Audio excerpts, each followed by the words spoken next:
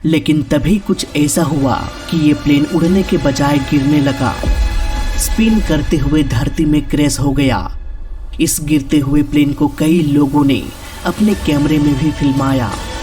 क्या इस प्लेन में कुछ ऐसा हो चुका था कि पायलट भी लाचार हो चुके हो और वो कुछ भी ना कर पा रहे हो प्लेन को बचाने के लिए? और 9 अगस्त 2024 कस्कवल एयरपोर्ट ब्राजील ATR-72 मॉडल का एक विमान फ्लाइट 2283 उड़ान भरने की तैयारी कर रहा था। इस प्लेन को कस्कवल एयरपोर्ट से ग्वारुलूज इंटरनेशनल एयरपोर्ट जाना था। ये एयरपोर्ट भी ब्राजील में है। प्लेन में 57 पैसेंजर्स और 4 क्रू मेंबर सवार हो गए। इस प्लेन को कैप्टन हम्ब्रेटू डे उड़ा रहे थे। वहीं फर्स्ट ऑफिसर सेंटोस रोमानो थे। इनकी उम्र 35 वर्ष थी। दोनों के पास कितना एक्सपीरियंस था इसकी जानकारी अभी तक नहीं मिली है।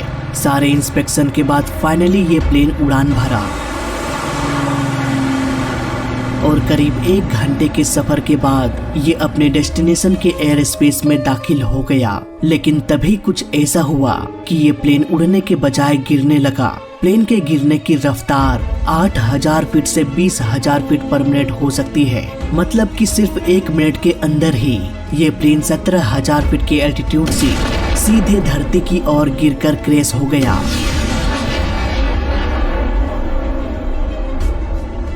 इस गिरते हुए प्लेन को कई लोगों ने अपने कैमरे में भी फिल्माया, जिसका वीडियो इंटरनेट में खूब वायरल भी हो रहा है। प्लेन एकदम 90 डिग्री में स्पिन करते हुए धरती में क्रैश हो गया। ये हादसा एयरपोर्ट से ऑलमोस्ट 76 किलोमीटर दूर विनेदो नामक एक सिटी में हुआ। प्लेन के क्रैश होते ही ये आग के गोले में बदल गया।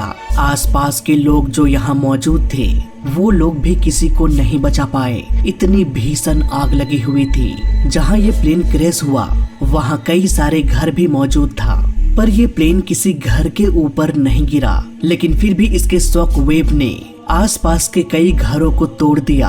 हालांकि ग्राउंड में किसी की भी जान नहीं गई, लेकिन प्लेन में सवार सभी 61 लोग मारे गए। इन्वेस्टिगेशन की टीम इस केस की छानबीन करने में लग चुके हैं। लेकिन अभी के हिसाब से मेरे पास जितना भी इंफॉर्मेशन है, वीडियोस और फोटोज है, उन सब की जांच पड़ताल करते हैं आज के इस वीडियो में।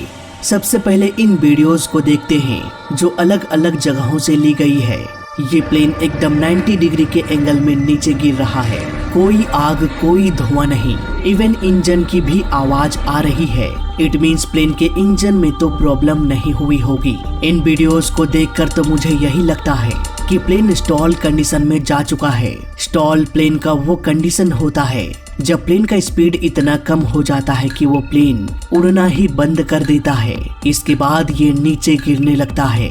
जब ये प्लेन गिरना शुरू हुआ या कहें स्टॉल का शिकार हुआ, तब ये प्लेन 17,000 फीट के एल्टीट्यूड पर उड़ रहा था। इतनी ऊंचाई में अगर कोई प्लेन स्टॉल कंडीशन में चला जाता है या गिरने लगता है तो उसे बचाने का एक न एक मौका मिल ही जाएगा। ऐसे केस में पायलट प्लेन के नोज को डाउन करते हैं ताकि प्लेन की रफ्तार बढ़ जाए और ये स्टॉल से बाहर निकलकर उड़ना शुरू कर दे। लेकिन 17,000 फीट के एल्टीट्यूड में होने के बावजूद भी फ्लाइट 2283 स्टॉल से बाहर नहीं आ पाया। ऐसा क्यों? क्या इस प्लेन में कुछ ऐसा हो चुका था कि पायलट भी लाचार हो चुके हो और वो कुछ भी ना कर पा रहे हो प्लेन को बचाने के लिए? इसका जवाब पाने के लिए मैंने फ्लाइट रडार 24 में इस प्लेन को सर्च किया। यहाँ पर हम देख सकते हैं 4:21 में ये प्लेन 17,000 फीट के एल्टीट्यूड पर है। कुछ ही सेकेंड्स के अंदर ही इसका एल्टीट्यूड 275 फीट कम हो गया और फिर कुछ ही सेकेंड्स में ऑलमोस्ट 500 फीट ऊपर चला गया। इसके बाद 1 मिनट के अंदर ही ये प्लेन सीधा नीचे गिर गया। यहाँ से हम देख सकते हैं ये प्लेन सीधा उड़ रहा है। कोई भी फ्लक्चुएशन नहीं देखने को मिल रहा। इट मीन्स यहाँ पर ये ऑटो पायलट पर उड़ रहा है। यहाँ पर थोड़ा सा लेफ्ट की ओर मुड़ता है, लेकिन अब भी ये ऑटो पायलट पर ही है। क्रैश के 2 मिनट पहले तक प्लेन को ऑटो पायलट ही कंट्रोल कर रहा होगा। इसके बाद जो कुछ भी हुआ वो इसी एरिया के अंदर ही हुआ। इस एल्टीट्यूड चार्ट में भी हम देख सकते हैं प्लेन पहले नीचे गया, फिर तेजी से ऊपर की ओर जाने लगा। यहीं पर ऊपर जाने की वजह से प्लेन का स्पीड इतना कम हो गया कि वो स्टॉल में चला गया और नीचे गिरने लगा। इसके बाद इसका गिरना कभी रुका ही नहीं। यहाँ पर कुछ ऐसा हुआ होगा कि पायलट प्लेन को कंट्रोल ना कर पा रहे हो। मैंने तो पहली बार किसी प्लेन को इस तरह से सीधे गिरते हुए देखा है, नो फॉरवर्ड मोशन। लेकिन आखिर ऐसा क्यों? इसका जवाब मुझे मिला वेदर रिपोर्ट से। मैंने 9 अगस्त 2024 का वेदर रिपोर्ट चेक किया, जहां से आखिरी समय में ये प्लेन गुजर रहा था। इस रिपोर्ट के अनुसार यहाँ तूफानी बादल था, टर्बुलेंस भी था और कई जगहों पर तो आइस के पार्टिकल्स भी मौजूद था। यहाँ ग्राउंड का तापमान 17 डिग्री सेल्सियस था। इट मीन्स ग्राउंड में भी काफी ठंड का मौसम रहा होगा। ऐसे में अगर बात करें 17,000 फीट ऊपर की, तो आसानी से यहाँ पर बर्फ के बादल आपको देखने को मिल जाएगा। इसलिए पायलट्स ऐसे रास्तों को अवॉइड करते हैं।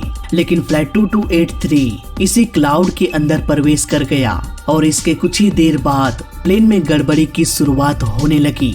यहाँ पर इन आइस पार्टिकल्स ने प्लेन के साथ कुछ ऐसा किया कि वो आउट ऑफ कंट्रोल हो गया। ये आइस पार्टिकल्स कई तरह से प्लेन के उड़ान में बाधा डाल सकते हैं, जैसे कि प्लेन के सेंसर को फ्रीज कर देना, जिससे ये सेंसर गलत जानकारी ऑटो पायलट को भेजने लगेगा और ऑटो पायलट गलत तरीके से प्लेन को कंट्रोल करना शुरू कर देगा। आइस क्लाउड से होते हुए अगर कोई प्लेन उड़ान भरता है तो आसानी से प्लेन के विंग्स में बर्फ जम सकता है और अगर ये जमा हुआ बर्फ फ्लैप्स, स्टेबिलाइजर जैसे कंट्रोल्स को जाम कर दे तो फिर प्लेन का काम तमाम।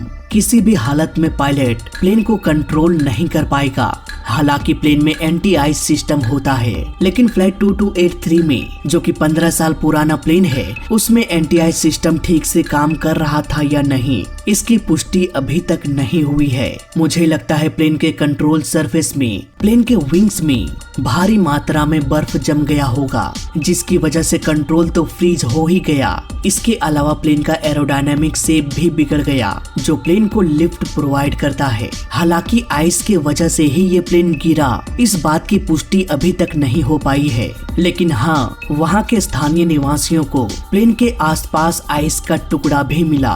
दोस्तों, अभी रिपोर्ट में पता चला है कि मैंने जो आइस पार्टिकल्स वाली बात बताया वो सच साबित हो चुका है। प्लेन में आइस पार्टिकल्स के कुछ सबूत भी मिला है और एक्सपर्ट्स भी ये मान रहे हैं कि इस प्लेन क्रैश में आइस बहुत बड़ा फैक्टर हो सकता है। तो दोस्तों, देखते हैं इन्वेस्टिगेशन का रिपोर्ट क्या कहता है। फोटो, वीडियोस और ADSB के डेटा से मुझे जो भी जानकारी मिला, मैंने उसका अपने हिसाब से इन्वेस्टिगेशन किया। हालांकि मेरा रिपोर्ट और इन्वेस्टिगेशन के बाद आने वाला रिपोर्ट में फर्क हो सकता है। एक बार फिर से मैं आपको बता दूं कि ये मेरा इन्वेस्टिगेशन है, कोई ऑफिशियल रिपोर्ट नहीं। तो मैं मिलता हूं किसी और इंफॉर्मेटिव वीडियो में, तब तक के लिए जय हिंद, वंदे मातरम।